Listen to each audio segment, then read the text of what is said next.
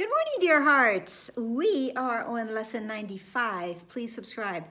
So today's lesson doesn't say it's a continuation from yesterday that I am as God created me, but it really does feel like it's expanding on that thought. Today's lesson is I am one self united with my creator who created me. I added that last part.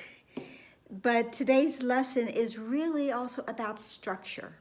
It is, the beginning part of it is definitely about structure of our practicing, because this is a lesson that many parts of it seem to be speaking directly to the reader and, maybe sort of exposing the fact that we really haven't been as disciplined in our practicing as perhaps what would be beneficial for us to do.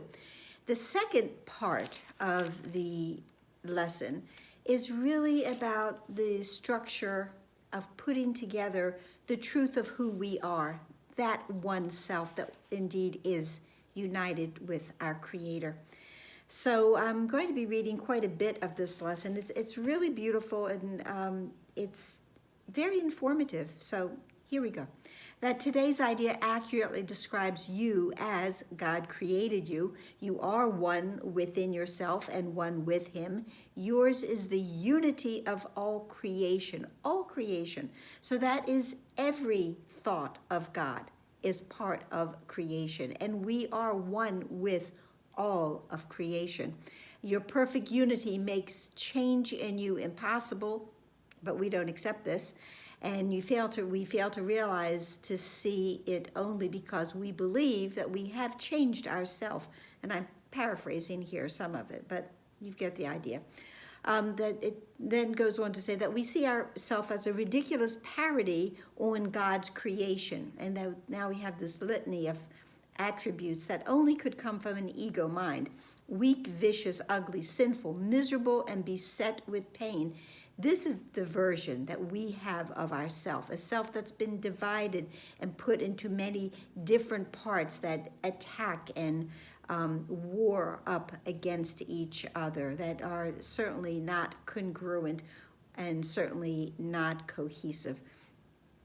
We feel that we're separate from God, real God, true God, our God that created us, and just tenuously, I love the word, held together by its erratic and capricious maker, by the ego. We think we're just being held together, and, sometimes we don't even feel we're being held together, that, life is like just such a difficult thing to be part of. But we pray to that maker, we pray to that ego, even though, as it says here, it does not hear your prayers, for it's deaf, and it does not see the oneness in you, for it's blind, and it does not understand that you are the Son of God, for it is senseless and understands nothing. So this ego is senseless, and our Creator created us sinless. But now it goes on to say that we're going to attempt today to be aware only of what can hear and see and what makes perfect sense. So we're going to try to understand and be aware of our true one self united with our Creator. We'll direct our exercises towards reaching your one self, which is united with its Creator. In patience and in hope, we try again today. We've tried many times. This lesson is saying, well, but have we really been successful? So we're going to try again today. And again, the gentleness of the course is we'll try. We're just going to try. Now it goes on to tell us why the use of the first 5 minutes of each hour is beneficial for us, and it will be continued. We started that phase of practicing a few days ago. We're going to continue. Buster, yay. The first 5 minutes of every waking hour for practice, the idea, has special advantage at this stage of our learning. Remember when we talked about our mind is untrained and an untrained mind is not sustainable? We're revisiting that idea. The stage of learning that we're presently in, it's difficult at this point not to allow your mind to wander if it undertakes extended practice. So it's telling us that, if there's great gaps of time in between our practicing, say the one in the morning and the one in the evening, but we're not really maintaining the practice throughout the rest of the day, maybe we're not doing that every hour, then that's going to not be beneficial, because it says your lack of mental discipline and your need for mind training. This is what we're dealing with right now. It's necessary that we become aware of this, for it is indeed a hindrance to our advancing in this course. Frequent but shorter practice periods have other advantages for you at this time. In addition to recognizing your difficulties with sustained attention, you must have also noticed that unless you're reminded of your purpose frequently, you tend to forget about it for long periods of time. So this is where I'm saying it's speaking directly to the reader. You often fail to remember the short applications of the idea for the day, and you have not, this is important, you've not yet formed the habit of using this idea, the daily idea, as an automatic response to temptation. That is where we're perhaps needing more practice, needing more structure. Because it is that daily idea, the lesson that we go to when anything tempts us to forget who we are or forget the goal that we have in mind. Structure then is necessary for you at this time. Plan to include frequent reminders of your goal and regular attempts to reach it. But now it says we don't really want to get into a regimented type of situation, but what is necessary to avoid us regimentation is for us to have motivation. The motivation has been inconsistent, and those that remain and who remain heavily defended against learning. If we are heavily defended against our learning, then we will not learn. But if we are motivated, then indeed we will learn, because we will want to learn.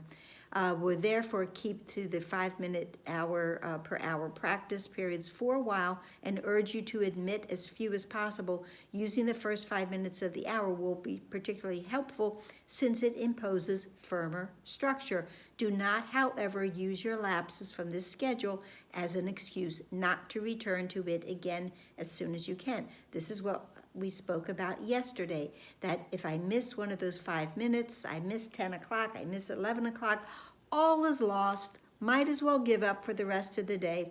And it tells us in this lesson, no, that's just a mistake. It's just a mistake. And the Holy Spirit is not delayed in his teaching by our mistakes. He can be held back only by our unwillingness to let our mistakes go. So therefore, be determined, particularly for the next week or so, be willing to forgive ourselves for our lapses in diligence and vigilance, and our failures to follow the instructions for practicing the day's idea. This tolerance for weakness will enable us to overlook it, forgive it truly, rather than give it power to delay our learning. Because if we give it power, now we are strengthening it. And if we give it power to do this, we are regarding it as strength and are confusing strength with weakness. When you fail to comply with these requirements of this course, you have merely made a mistake. It is this process that must be laid aside, for it is but another way in which we would defend illusions against the truth. We had in lesson 91, we had those two columns, okay, that the ego was one and spirit was the other, and truth was on one side and illusions was on the other. We want to give up that column of ego attributes and only dwell and be in the attributes of what is real and what is true, and that is the spirit that indeed we are. Let all these errors go by recognizing them for what they are. They are attempts to keep you unaware of your one self, united with your Creator, at one with every aspect of creation, and limitless in power and in peace. And that is exactly the phrase that we are going to be using as we go into the 5-minute practicing.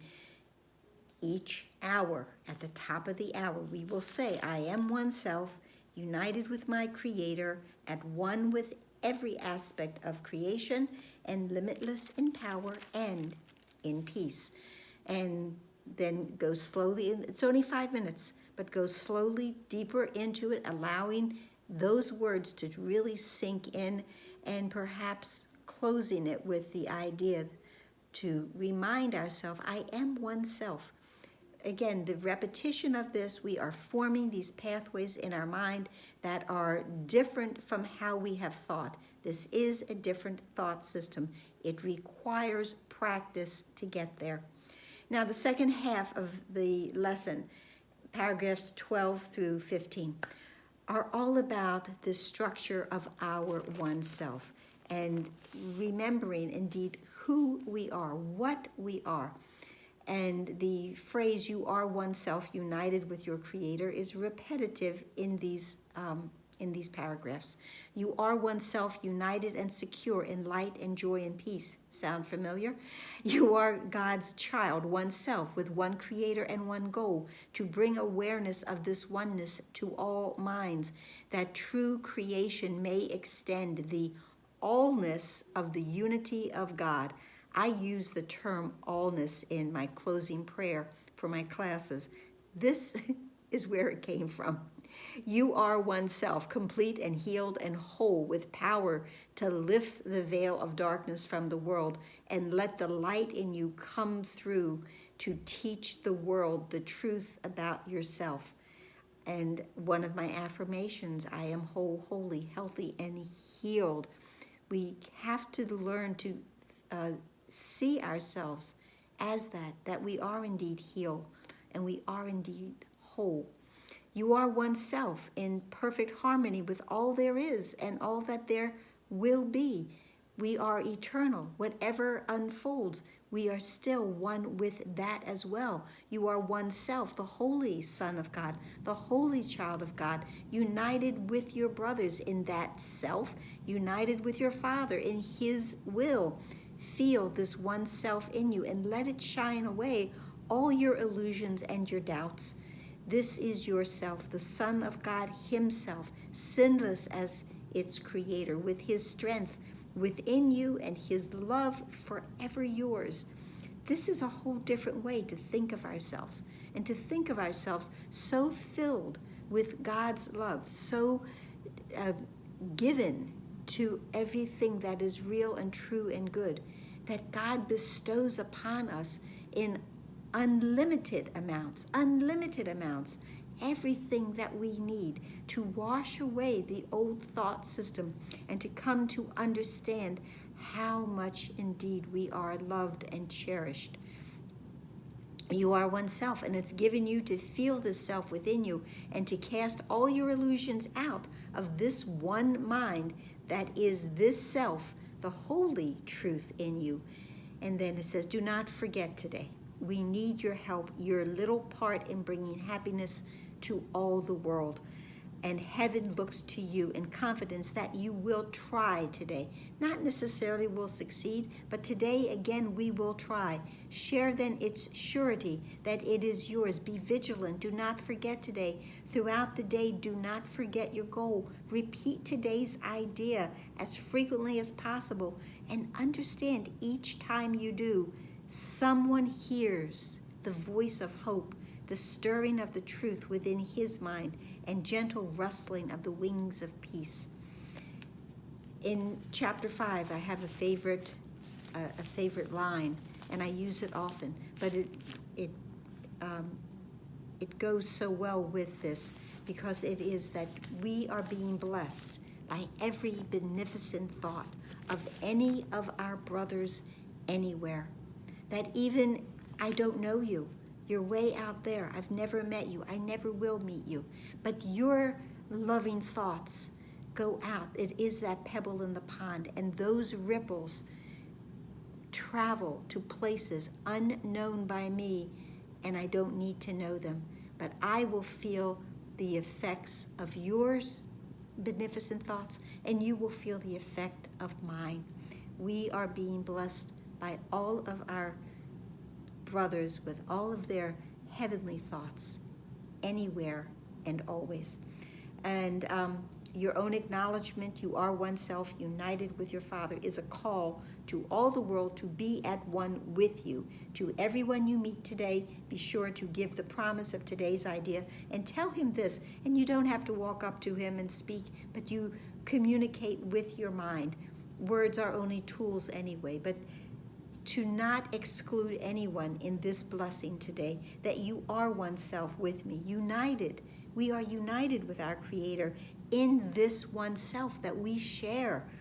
I honor you because of what I am and what He is, who loves us both as one. Namaste consciousness right there. So that's it for today. Please like, please share, please subscribe, please comment. Please smile. Please smile in your recognition that indeed you are one self, united with your Creator and with all creation. Breathe into that, release everything else, and pray for this recognition to bless all minds and have those beneficent thoughts to heal all minds. Namaste.